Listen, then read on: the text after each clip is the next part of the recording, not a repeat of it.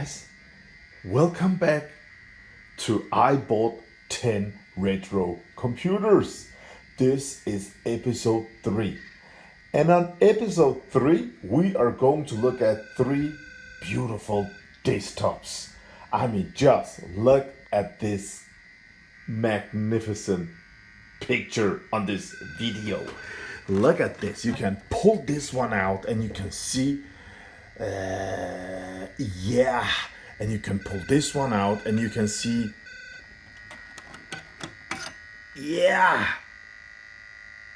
486 it's a 133 megahertz 32 megabyte RAM 1.2 gigabyte hard disk. Isn't that just pure awesomeness? This is 100 megahertz 133, that must be Pentium 1. Wow, man, absolutely amazing. I love these desktop towers. Can't get enough of them. Let's press somewhere. Oh, yes! On the menu today, Fujitsu computers. First one, ICL Ergo Pro. Maybe a 66 megahertz, but if we look at inside, it's all empty. This one again, Ergo Pro X. This one is running right now. You can hear the beeps, and this one is something that I haven't tested yet, but we're gonna check it out, guys. So let's just dive in and go back to the beginning of this video.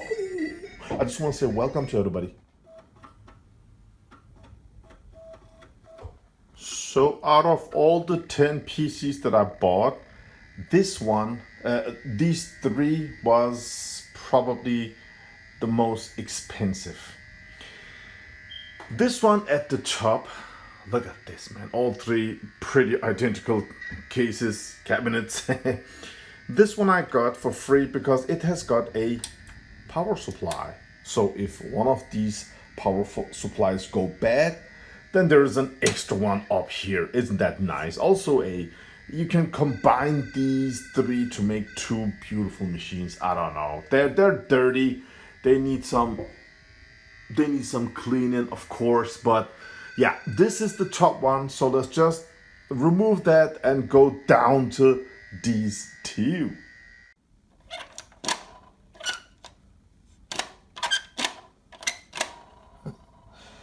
All right, guys, so these are just my era of gaming. Pentium 1, 133 megahertz. I mean, this is it. This is Command and Conquer. This is Warcraft 2. This is Duke Nukem 3D. This is pure DOS awesomeness, and I love this generation. This is a key to something. Power, COM ports, mouse and keyboard. Oh, PS2 mouse and keyboard. And also 2 USB here. That's nice. Printer and built-in VGA. And this one under is identical at the back. How cool is this? Let's open it up and take a look at inside.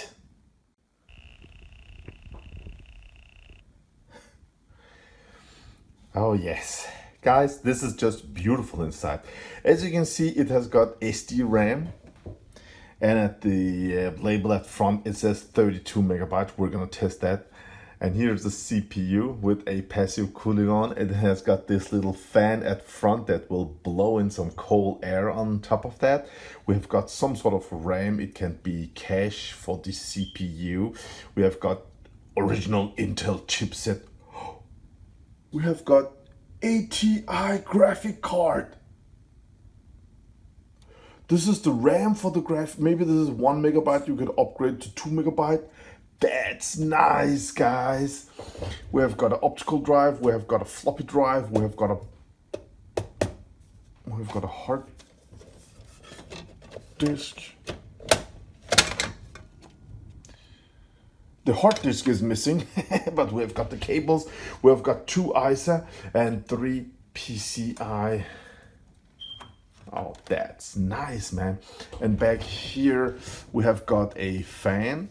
So here we have got an extra PSU. That's nice. So fan here and fan there. So cold air in here over this and over the cards and through the hard disk and in here, and take all the hotness from here and out. Beautiful system with ATI graphics.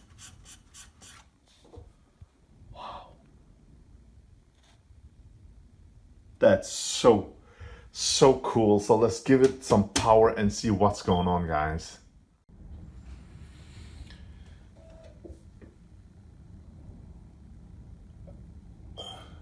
Fujitsu. Oh, we have no hard disk. Wait. There we go. 640 kilobyte base memory and 32 megabytes of RAM in this beautiful Fujitsu Ergo Pro X desktop case. Looks absolutely amazing. I really like it.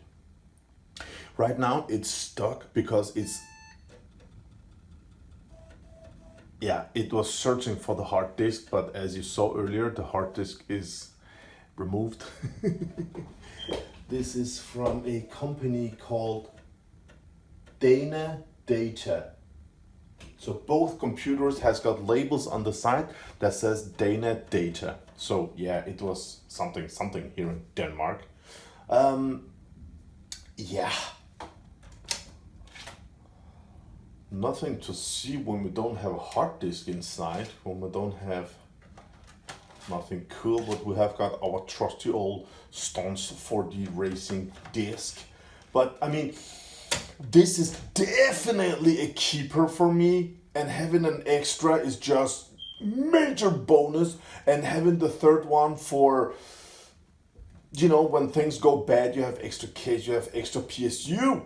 But the thing is, Pentium 1 is my all-time favorite. I like the Pentium 1 more than 486. I come from a S486 DX4 100 MHz, 4 megabyte RAM. That was my first PC just after my Amiga 600. But today, when I, fiddle around with my 486, 66 megahertz, the controllers, ID controllers for the optical drive and stuff like that needs a separate board with ID connect. I don't like that. I like the Pentium 1 where everything is just built in. You can see this one even has USB also, but still with around 100 megahertz, it hits those games from 92 to 96, 97. I love that era of gaming. Oh, man. Oh, 91, because I had played Civilization 1 also. But yeah, I didn't do nothing. I didn't clean nothing. Wow. I mean, it could retro bright, but lovely system. But I can't keep this. I can't keep everything because I have too many of these Pentium 1 systems. But oh man, I'm telling you, this is pure awesomeness. And if you are, MS-DOS lover just like me, this is a dream machine. It's compact and it's so cool. I love it. Let's go ahead and plug in this one and see how it reacts. I don't know. Okay, this says Opti Viper. This one has got 3 ISA and 2 PCI, and that means that this is an older system. And at the front it said 100 megahertz, and here is the CPU. And you know what this is? This is some extra cache RAM for the CPU. You could upgrade the system. How cool is this? I don't want to pull it out, but it's so cool. Look at the RAM. It uses the old EDO RAM. This is, wow, I like it, man. I like it. Oh, let's see if this one has got. Now, the hard disk are gone on nearly each and one of them. That's, yeah, we have got the cooler here. We have got this cooler here. Let's give this one is really clean inside. It's a bit older system, or it was cheaper, I don't know. But as you can see, this one does not have SD RAM, older RAM, and 100 megahertz, I hope.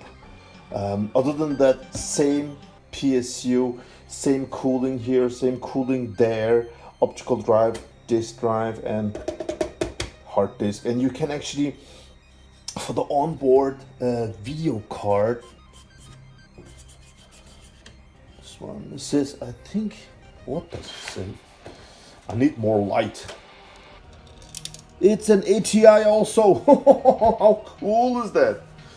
Oh, and it has got 1 megabyte RAM, I think, or 512K, and you have got these two spots to upgrade the onboard memory chip, and this is the VGA out. So beautiful system, I love it.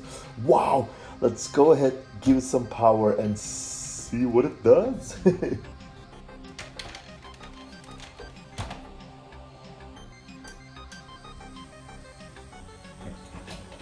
F1,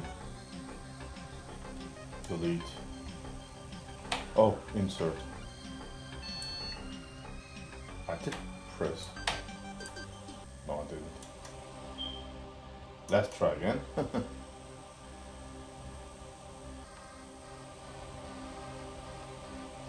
64 base, there we go, insert. Press and hold down, insert, okay, hold down.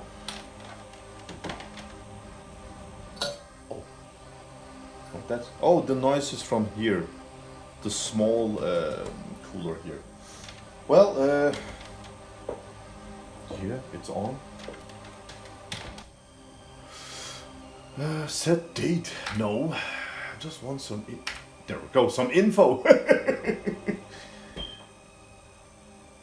BIOS is from 1996, guys, and there we go, that's the cache installed, 256 kilobyte. CPU type Intel Pentium 1, CPU speed 100 megahertz. That means that this label here at front said 100 megahertz and 16 megabytes of RAM only. But this one has been upgraded because here it says 16 and here we have got 32, and it was born with 1.2 gigabyte. I can read everything here at this label that you can't see now. Alright, and math coprocessor installed, pointing device not installed. Pointing device, that's the mouse, I haven't installed it. But yeah, that's nice. Wow, man. So floppy, no hard disk, parallel serial mouse, security, password, boot from floppy. Hard disk network compatible? What's compatible? I don't know. Server mode, let's go. Module, cache enabled. You can disable cache, that will make it even slower if you want to play older MS-DOS games. Let's go up to, what was it? Admin, mod, and info. Wow, nice! Both of them worked, that's amazing. And I'm so happy I could document these from, where is the label here, as you can see here, Dana Data. Vi finder en løsning, kvalitetstestet. Dana Data Konfigurations- og Testcenter. Oh, this is where the computers are from. What does it say? Et selskab i Tele Danmark. Yeah, it's a Danish company. Yeah, looks nice. Nice front. Oh, what's green there? And here at the side it says Intel Pentium inside. Wow, man.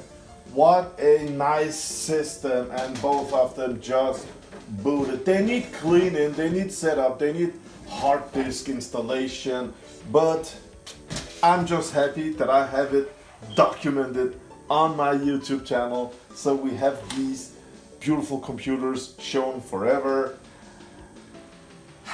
But they're gonna come up for sale, and I'm gonna sell them on my Danish Facebook group. So yeah, if you understand Danish, come in and join us there, guys. Yeah, Wow, man. I like these. I want to keep them, but... Oh, man. A lot of air suction.